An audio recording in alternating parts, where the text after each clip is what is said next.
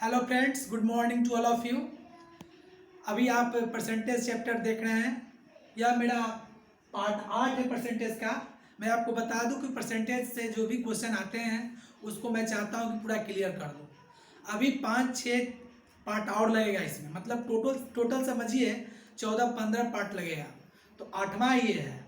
इसके बाद भी 4-5 को हम बता देंगे क्वेश्चन, मतलब पार्ट। उसके बाद मतलब परसेंटेज चैप्टर आपका क्लियर हो जाएगा। उसके बाद आप परसेंटेज का कोई भी क्वेश्चन आप बना सकते हैं, कहीं किसी भी परीक्षा का आपको कोई परेशानी नहीं होगी। ठीक है, देखिए यह क्वेश्चन हम लिए हैं। इस क्वेश्चन को देखिए, कह रहा है किसी शहर की जनसंख्या प्रथम वर्ष के दौरान 4% बढ़ जाती है और द्वितीय वर्ष के दौरान 4% घट जाती है। यदि 2 वर्ष के अंत में इसकी जनसंख्या 2496 थी, तो बताएं कि शुरुआत में इसकी जनसंख्या कितनी थी। ये पहले कितनी जनसंख्या थी उसके बारे में कुछ कह रहा है। तो देखिए, तो ये कह रहा है कि किसी शहर की जनसंख्या प्रथम वर्ष के दौरान 4% बढ़ जाती है और द्वितीय वर्ष के दौरान 4% घट जाती है। तो आपको हम बता दें कि जब इस तरह के क्वेश्चन में 2 बार अगर एक ही डिजिट चेंज होता है, जैसे 4% बढ़ गया फिर 4% घट गया, तो equal change always loss. Equal change always loss, इसको याद रखना है। Equal change always loss, always loss, इसको याद रखना है। बहुत इंपॉर्टेंट है इस तरह के क्वेश्चन बनाने के लिए। तो इक्वल चेंज हुआ ना भाई, 4% बढ़ा और फिर 4% घटा। तो 4% का 4% कितना होता है? 4%, 4 का 4%, 100 था उसे 4% बढ़ा था 4 और फिर 4 का 4% कितना होता है? तो 4 का 4% बनाइएगा ना तो 0.16% आएगा। 0 लगा दीजिए। तो 2 वर्ष के बाद इतना जो है घट गया। तो पहले कितना संख्या था? माना पहले जनसंख्या 100 था। ये कब? ये 2 वर्ष पहले, माने 2 वर्ष पहले लिख ही देते हैं। 2 वर्ष पहले, 2 वर्ष पहले माना 2 वर्ष पहले जनसंख्या 100 था। जनसंख्या 100 था। तो देखिए 2 वर्ष पहले जनसंख्या 100 था, लेकिन इक्वल चेंज ऑलवेज लॉस, 4% बढ़ा 4% घटा। तो फिर इसमें घट गया 0.16%। देखिए पॉइंट के बाद जो भी अंक रहेगा, जैसे 116 बोलना है, 16 नहीं बोलना है, 0.16% डाउन हो गया। तो अब कितना हो गया? तो 100 माइनस 0.16%, तो कितना हो गया? 99.84% अभी वर्तमान में। लेकिन वर्तमान में यदि 2 वर्ष के अंत में इसकी जनसंख्या इतनी थी, तो 2 वर्ष के परसेंटेज में इतना हो गया 99.84%, और जनसंख्या में कितना है? नंबर में 2496। 2496 तो कह रहा है बताएं कि शुरुआत में इसकी संख्या कितनी थी। तो शुरुआत में 100 बने थे ना भाई, तो इसका 100% निकाल लीजिए। तो 2496 है किसका? 99.84 का।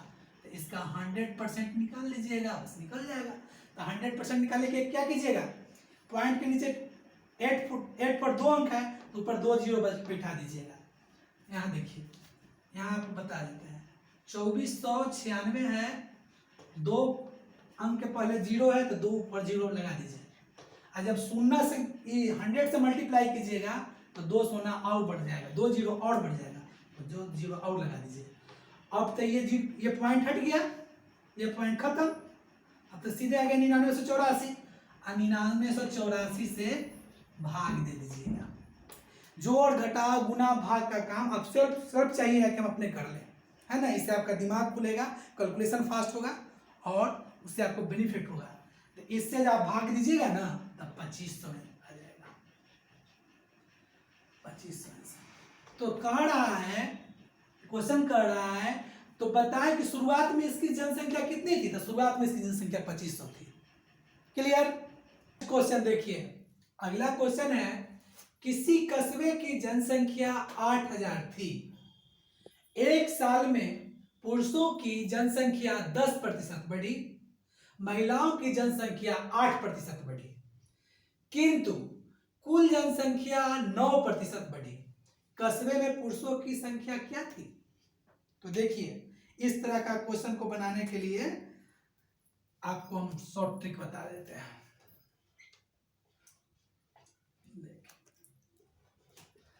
कुल जनसंख्या कितनी है टोटल, 8000, 8000 है ना। अब क्या काम करना है, ऐसे खींच देना है, गुना का चिन्ह खींच दीजिएगा बड़का वो, ठीक है। और कह रहा है पुरुषों की जनसंख्या 10% बढ़ी, तो यहां पुरुष का लिख दीजिएगा मेल में, और महिलाओं की जनसंख्या 8% बढ़ी, तो यहाँ 8 लिख दीजिएगा फीमेल में। समझ रहे हैं ना बात को।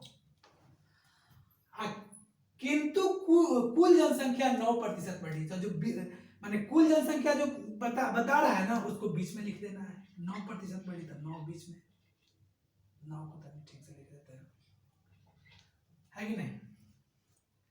बढ़ी तो कस्बे में पुरुषों की संख्या क्या थी। अब इसको माइनस कर दीजिए, 10 में से 9 गया तो 1, 9 में से 8 गया तो 1, है ना। अब देखिए ये अनुपात में आ गया, तो अनुपात 2 बराबर कितना हो, 1 और 1 2, अनुपात 2 बराबर कुल जनसंख्या कितना है 8000 है ना भाई। तो देखिए हम परसेंट नहीं लिखे हैं, परसेंट लिखना कोई जरूरी नहीं है, समझने की जरूरत है। यहाँ कोई मतलब ये सब मेथड पर नहीं चल रहा है काम, सब परीक्षा पास करा वाला बात चल रहा है। यहाँ माइनस कर दीजिए, तो 10 में से 9 गया तो 1 और 9 में से 8 गया तो 1। तो देखिए टोटल अनुपात कितना हुआ, अनुपात 2,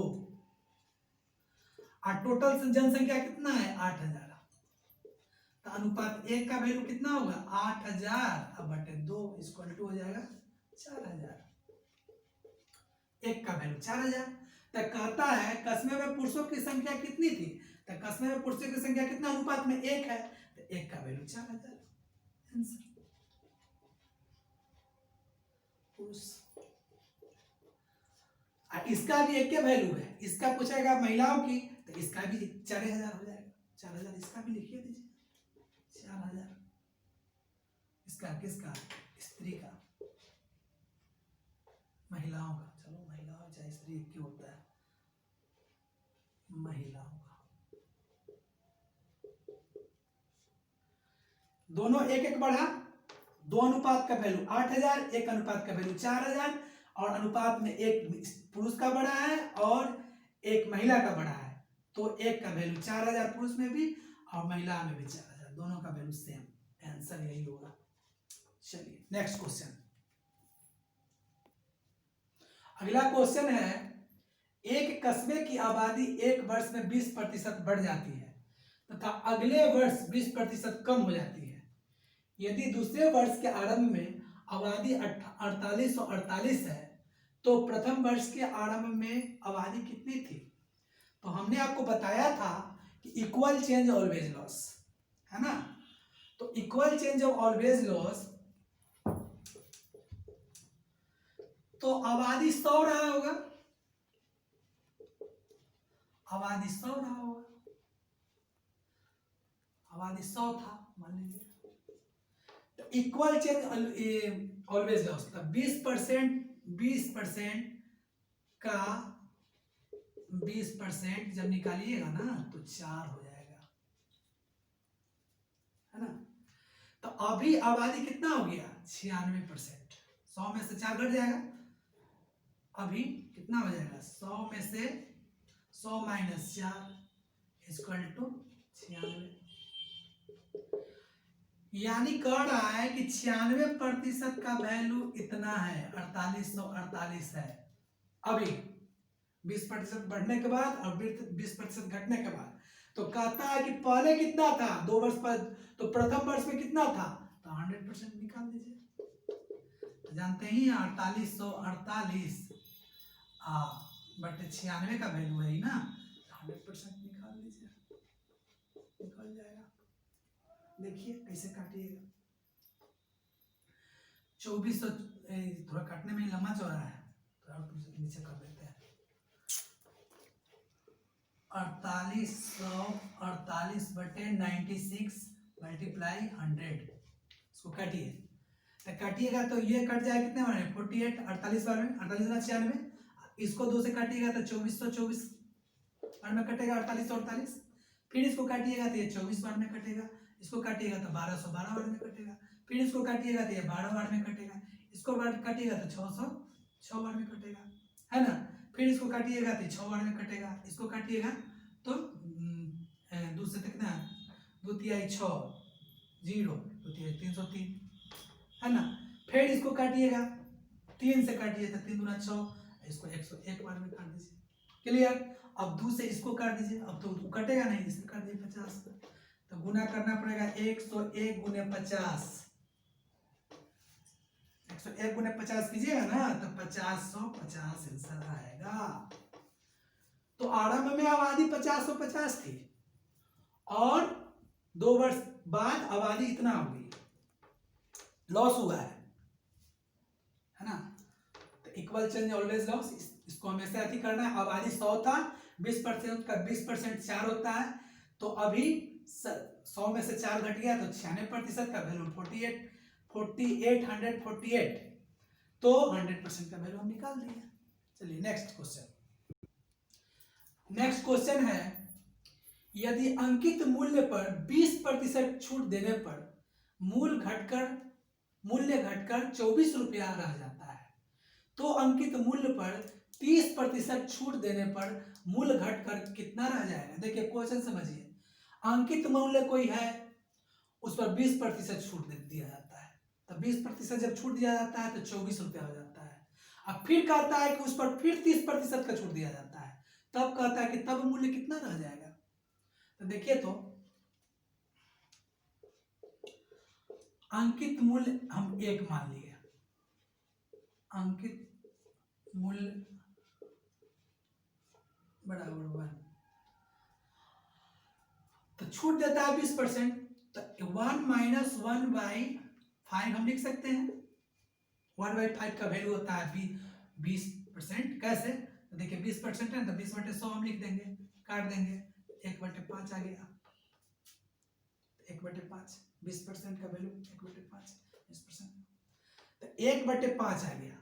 तो इसको क्या काम करना है, 1/5 जब घटाइएगा तो इसमें से ऊपर वाला घटा दीजिएगा, तो 5 में से घटाइएगा तो 4 और नीचे वाला 5, इतना हो जाता है। छूट देने पर मूल्य घटकर 24 रुपया हो जाता है, तब इसका मूल्य घटकर 24 रुपया हो जाता है। तो अंकित मूल्य पर 30% छूट देने पर जब ये 24 रुपया हो जाता है तो इसका कीमत कितना हो जाता है, इसका काट दीजिए, 4 छक 24, 4 छक 24, अब 5 से 6 का वैल्यू 5 गुने 6 बराबर 30, आप ऐसे भी गुना कर सकते हैं। अब अंकित मूल्य अब कितना हो गया, 30 रुपया। अब कहता है तो अंकित मूल्य पर फिर 30% छूट देने पर मूल्य घटकर कितना रह जाएगा। अब 30 रुपया में से 30% माइनस कर दीजिए, 30/100, तो इस 0 से इसको उड़ा दीजिए, इसको उड़ा दीजिए, 3 3 9 रुपया। तो देखिए अब तो अंकित मूल्य, अब तो मूल्य इस पर 30 रुपया था, अब 30 रुपया में से 9 रुपया घटा दिए,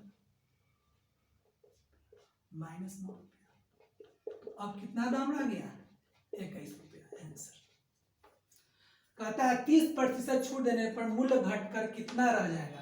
तो 30% छूट देने पर, यहाँ लिख दीजिए 30% छूट देने पर 30 का 30% निकाल दिए तो 9 रुपया हो गया, तो 30 रुपया में से 9 रुपया घटा देंगे तो 21 रुपया रह गया। तो इस तरह से मतलब बनाना है, समझना है, और बहुत इसको बार बार देखना है। आगे के लिए आप चिंता मत कीजिए, आगे के लिए हम फिर क्वेश्चन लेकर आएंगे। आप बस इजी वे में देखते रहिए, ज़्यादा माथा पर लोड नहीं लेना है।